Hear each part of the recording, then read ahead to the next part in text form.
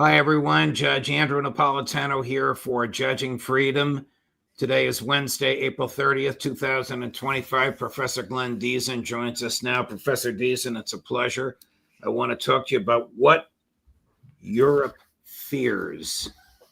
But to get there, a couple of baby step questions. Recently, President Macron of France made a very apocalyptic speech about which you have written. And recently, the president of Poland announced universal drafting for all males between certain ages. What's behind all this? Well, I think there's a panic because the United States has put a lot of pressure on them. That is, Trump has said, we're not going to hang around here for another 4 years. Instead, if a peace can't be made now, then we'll walk away. Now, it's not sure if this is a mere bluff or not, but if it is a bluff, then it'll be Trump. This will be Trump's war, and also he's going to be indistinguishable from Biden. So I think there's a lot of people now recognize that he will probably walk away, that he won't own this war simply because it can't be won. If you don't hold the cards, then you will hand over the mess to the Europeans. So if the Americans pull away with their weapons, their logistics, and their intelligence, Ukraine will collapse. All the bluster and ideological sloganeering in the world won't change this. So the Europeans now see the dilemma. They're faced with a bad deal or a collapse in Ukraine, which will be no deal or even worse deal. So I think this is something that Trump will have to do, because if the Europeans and the Ukrainians aren't falling in line because they think he will hang around, it's necessary to pull the plug and wait for things to get much worse before they're willing to come back to him. So I think this is what they're worried about. And regarding Macron, I think it's just he's been sending out statements which doesn't really make that much sense. So he's saying, well, if Putin wants peace, he accepts 30 days of unconditional ceasefire, which is one of these things where it sounds wonderful, but it doesn't make any sense. When they say unconditional, it means that France doesn't want to address any of the political settlement, which means it's just a ceasefire without actually resolving the conflict, which means it will be temporary. And what is Europe going to do in this temporary time? Well, it's just going to arm Ukraine again. It's going to, possibly send its troops in. So it doesn't really make much sense what they're doing. I think there's panic simply. Do the EU elites, Starmer, Macron, Mertz, van der Leyen, and of course all the folks around them and the academics around them and the media that are slavish to them, but you can define that term loosely, but I think you know who I'm talking about. Do the European elites actually fear some sort of invasion from Russia? Because that's what Macron sounded like in that speech.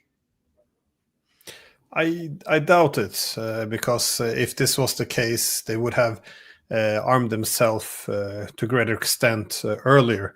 Also, by their own statements, Macron himself has recognized for years that we have to do something about the European security architecture. European stability can't simply be dependent on NATO moving its military infrastructure closer and closer to Russian borders. So, in other words, this is something that Merkel also argued for years, that is, Europe without Russia can't become a Europe against Russia. Well, I think we saw this is exactly what happened. So it's hard to tell, because either they're being dishonest or they're, well, not stupid, but at least they have fallen for their own propaganda and fear-mongering. But no, I don't think it does make any sense. But you have to understand that Europeans, they all came together, united under these narratives that this was an unprovoked invasion, and once Russia had taken Ukraine, it would move along and take other European countries as well. So on the other hand, we also said in Europe that Ukraine had to be a part of NATO because Russia would never dare to attack NATO. So our narratives and slogans, they don't always match, but this is kind of how we got stuck in these narratives. Okay. Can you give us a 4 or 5 minute version of your otherwise lengthy and astute lecture on the roots of Russophobia? the European roots of Russophobia? Well, we had Russophobia has been a problem for at least 200 years. In the early 1800s, there was a lot published on this, especially around 1836. Also, you had John Stuart Mill working on this. Now, the main argument then was this is an irrational fear and hatred of Russia. And as they recognized 200 years ago, the reason why it would be dangerous is because, there's many rational reasons to fear Russia. However, by being irrational, by focusing more resources than necessary, making conflicts when there's possibility to harmonize interest, this would simply not be in our interest. So the question is, why do we do it? Well, I think this goes into basic in human nature. That is, human beings, they tend to organize in groups, and the key instinct, as we learn in sociology, is with this in group who are us and out group which are them. And Russia's always been our other, our mirror image, if you will. So when we saw ourselves as European, we argued the Russians were Asiatics, we were civilized, they were the barbarians. We were liberal democracies, then they were communists. This was more during the Cold War. And after the Cold War, we reinvented these dividing lines because we never unified Europe. We maintained the Cold War dividing lines. So then we recast this as liberal democracies versus authoritarianism, and this is kind of the lens everything has to be seen through. It's simply saying that the world is divided between good and evil, and we attribute bad intentions to Russia always, no matter what it does. So this makes it very difficult to find an actual peace with Russia, because we can't, if you think that they are always evil, always have bad intentions, you can't really find any compromise at all. And I think this is how we always get stuck. And this is also the huge danger of Russophobia, simply because we end up pursuing very irrational policies. Do the EU elites believe that Trump will close the spigot of arms to Kyiv, as Vice President Vance and Secretary of State Rubio have threatened? I mean, Vance and Rubio threatened 2 weeks ago that in 1 week the spigot could close. It obviously hasn't closed. There was that chance 15-minute huddle in St. Peter's Basilica in the Vatican between Presidents Zelensky and Trump, but the spigot hasn't been closed. So my question, do the elites believe it will be closed? It's hard to say. I think that the main thought is that there's many who believe that Trump would do this. However, the Trump administration is also using a lot of bluffing in its policy. So we saw this with the tariffs, would threaten tariffs on everyone, and everyone would fall in line. However, when they don't fall in line, such as the Chinese, then they have to walk this back. So, and Trump has been very clear that the purpose of pulling away from Ukraine, that is cutting off weaponry and intelligence, will be to put pressure on the Ukrainians and Europeans to fall in line. But if this is the point, what happens if they don't fall in line? Will he still do it? And this is kind of the main uncertainty. And this is the key problem with the Trump administration. I think this is part of a deliberate policy to have this strategic uncertainty. Some refer to that as the madman theory of Nixon. You should never know what he will do next, because it's very unpredictable, and this makes the rest of the actors in the international system more cautious and fearful, and they more cautious about aggravating. Right. Well, they can be as cautious and fearful as they want, but if they don't have the assets, if they don't have the resources, how are they going to replace for Ukraine what Trump will stop supplying them, if you follow me? Yeah, well, there is no way. And indeed, NATO was losing the war against Russia. That is the proxy war, as everyone from Rubio to Boris Johnson have recognized that it is. Panetta as well, by the way. And if NATO with the Americans couldn't defeat the Russians. It makes no sense at all that if you take America out of the equation, that somehow the Europeans are going to do this. I think, if you look at the front lines now, they're cracking everywhere. Things are going from bad to worse. So, no, I think I don't think they have a plan, the Europeans. They don't have the means. They don't have a proper plan how to end this. And you see this when they undermined Trump's peace negotiations. They don't actually have an alternative plan either. It's the only thing they know is that they don't want this bad peace, because for so long now, for the past at least 11 years, they've been doubling down every time the conflict has escalated. So it's too much political credibility, which risks being lost. And also NATO itself, by the way, if you follow the European media now, the concern is that if NATO loses the war in Ukraine, NATO itself will effectively be dead. Something I think is quite possible. Very interesting. If NATO loses the war in Ukraine, there's no way NATO can prevail in the war in Ukraine, particularly with Donald Trump's attitude about it. I mean, do you think he can negotiate for peace, or do you think he's going to end up turning off the spigot, walking away, and blaming it on Joe Biden? Yeah, it is interesting. He still talks about Biden. He still talks about it as recently as today. He's been in office 100 days. He dominated American politics like no president since FDR. And he's still talking about Biden. Yeah, it's not really relevant to the present, I guess, unless you want to cover for your own mistakes. But I think what Trump, again, I think many of his instincts on Ukraine was correct. That is, as he says, Ukraine doesn't hold any cards. The war has been lost. We don't have the weapons. They don't have the manpower. The war is over.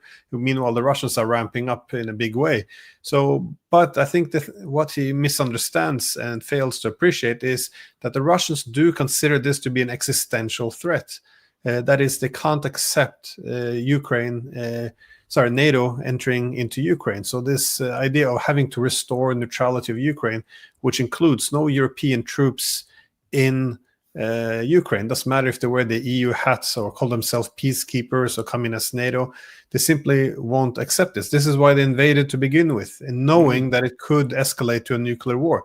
They see this, again, this is something they can't accept. So I think Trump is more of he focused more on the art of the deal, how to do the negotiation tactics. So I think he wants to come up with an extreme, punishment or a reasonable deal, and then hope that he can gradually or very quickly move different parties towards where he wants it.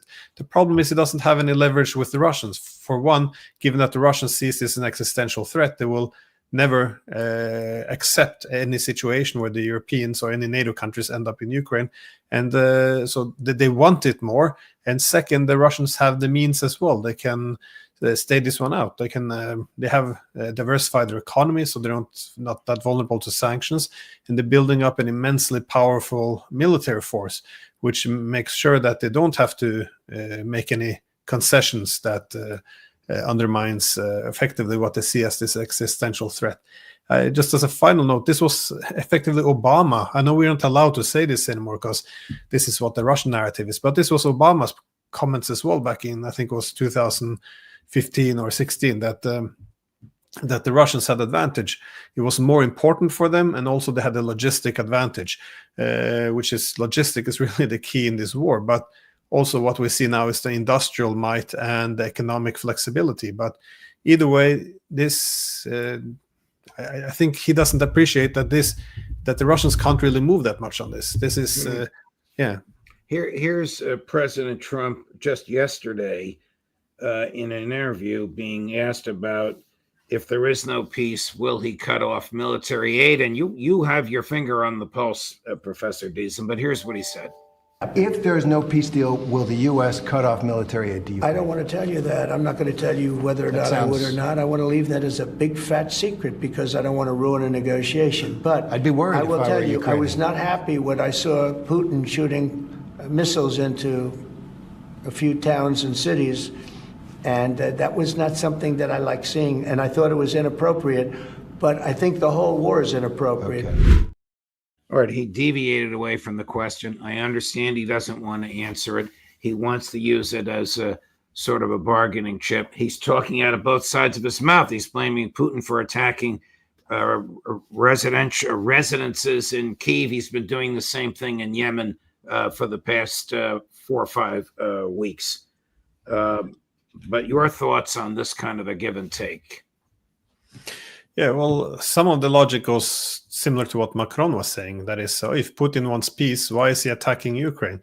Well, because they need a political settlement. But I think you're correct when you said he's talking out of both sides of his mouth there, because if he does say that, well, we'll walk away if there is no deal, well, wonderful. Then why would the Russians make any huge concessions? Because if America walks away, this whole thing will be over fairly quickly.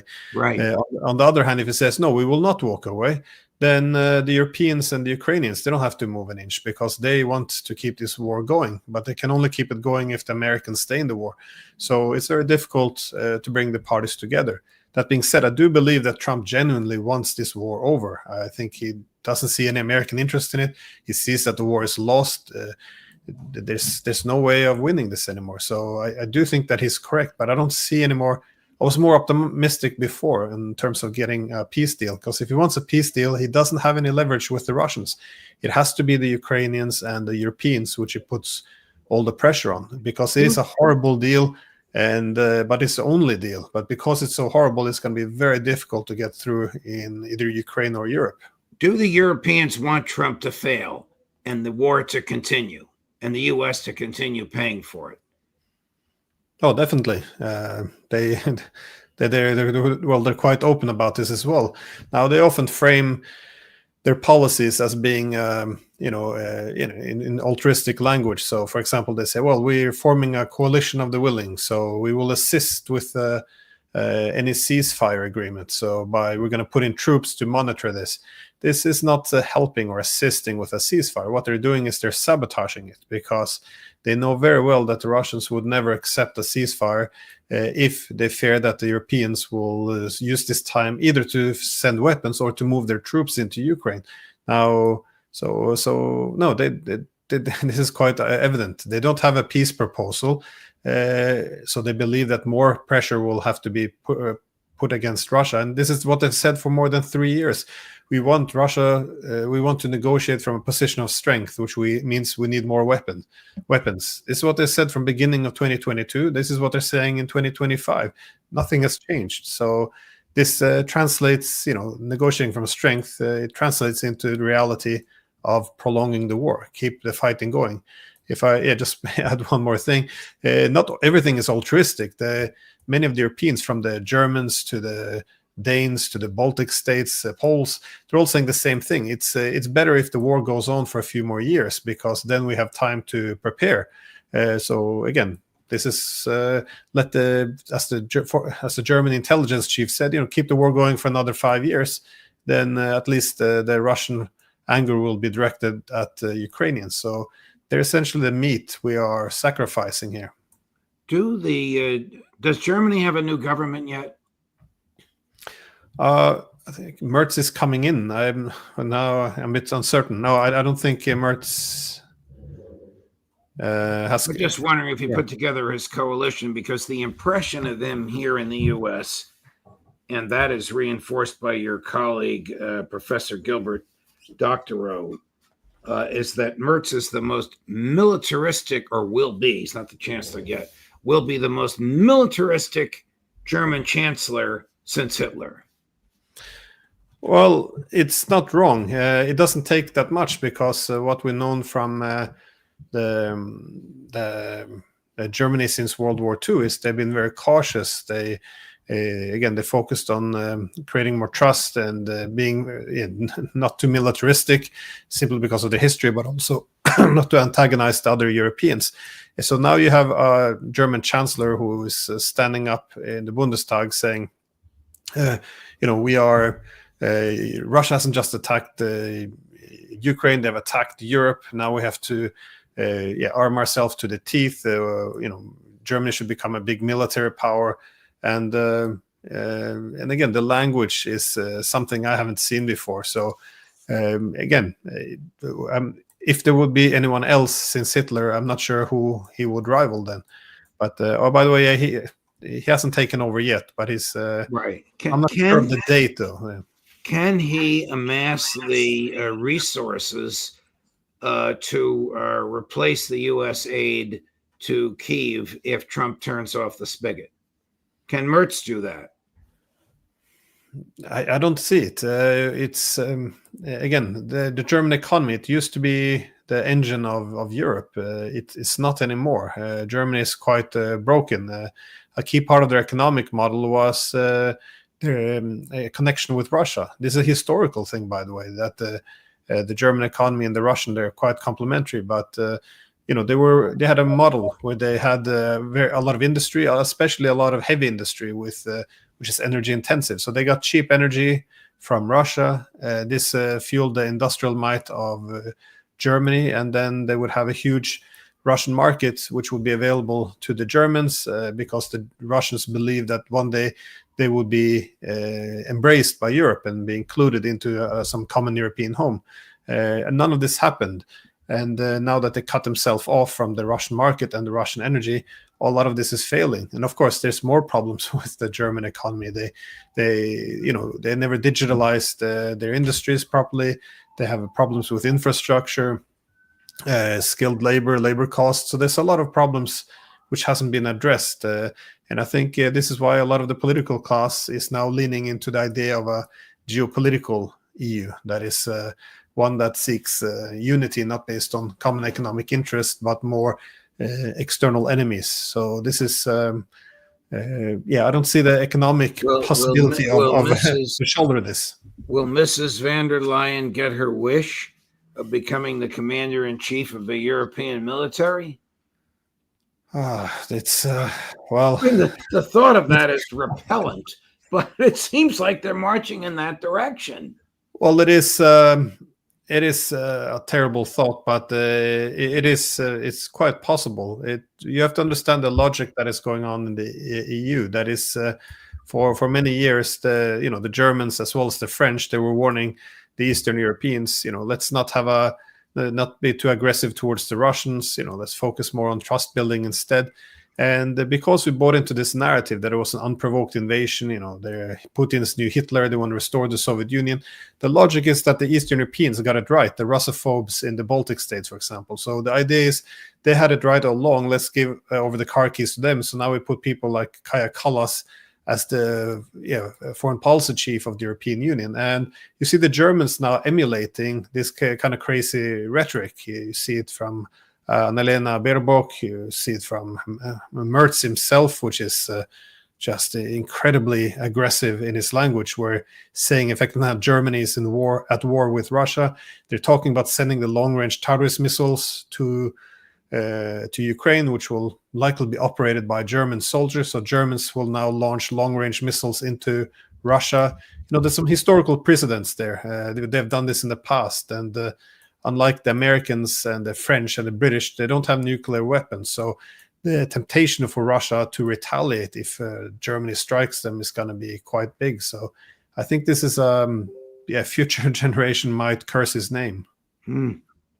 Professor Diesen, thank you very much. Thanks for allowing me to pick your brain on all these subjects, and thank you for sharing your knowledge with our viewers. I hope we can see you again next week. Oh, sure. Anytime. Thank you, Judge. You're welcome. Coming up at 2 o'clock this afternoon, Max Blumenthal, and at 3 o'clock, Phil Giraldi, Judge Napolitano for Judging Freedom.